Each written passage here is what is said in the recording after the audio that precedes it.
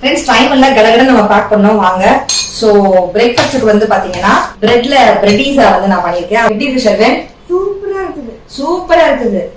ஷர்வனோடதுல அப்படியே நான் எடுத்து காட்டுறேன். இந்த மாதிரி இருக்கும். ரெசிபி வந்து நான் ஷூட் பண்ணி வச்சிருக்கேன். சோ லஞ்ச்க்கு கேரட் பட்டாணி எல்லாம் போட்டு புலாவ் பண்ணிருக்கேன். நிறைய நெய்லாம் விட்டுருக்கேன். ஷர்வனுக்கு மட்டும் கொஞ்சம் எக்ஸ்ட்ராவா நெய் விட்டுருக்கேன். ஒரு ஏலம் அவ்வளோ அச்சோ நான் தூக்கிட்டு ஓரமா போடுவோம். அப்புறம் கிளீன் பண்ணிக்கலாம். அப்ப டைம் இல்லை. ஸோ இந்த பாக்ஸ் ஃபுல்லா எல்லாம் வைக்கல நானு. அதாலே தெரியும் உங்களுக்கு. இங்க வந்து பாத்தீங்கன்னா சன்னா கிரேவி வாசனையா இருக்கு. சம வாசனை. ட்ரையா இருக்க கூடாதுன்றதுனால குருமா மாதிரிலாம் பண்ணா நம்ம ஷர்வன் சாப்பிட மாட்டாரு. விரும்பி சாப்பிட மாட்டாரு. அதுல அவங்க ஃப்ரெண்ட்ஸ் வேற. அடுத்தது வந்து பாத்தீங்கன்னா இந்த சீஸ் ஸ்டஃப்டு கட்லெட்ஸ் இருக்குல்ல அதை நம்ம போட்டுக்கலாம். பார்க்க செம்மையா இருக்குடா. பார்க்க செம்மையா இருக்கு. இப்போ நான் இதை எப்படி வைப்பேன்? அது வைக்கணுமா?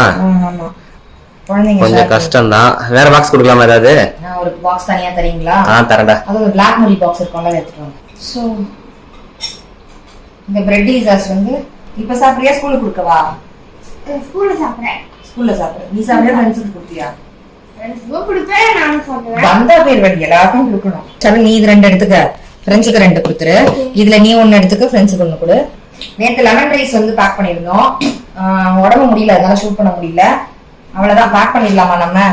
ஸ்நாக்ஸுக்கு வந்து பாத்தீங்கன்னா இங்க ஏற்கனவே ஹெல்தியா இதுல உள்ள கிழங்கு சன்னா காய்கறி எல்லாம் இருக்கிறதுனால இதெல்லாம் ஒழுங்கா சாப்பிடுவாருன்னு தெரியும். சோ இன்னைக்கு வந்து பாத்தீங்கன்னா சாக்கோஸும் அது பேர் என்னது ஏதோ குக்கீஸ், அது பேர் எல்லாம் கேட்காதீங்க. அவ்வளவுதான் முடிஞ்சிருச்சு. நம்ம இதை பேக் பண்ணிட வேண்டியதுதான்.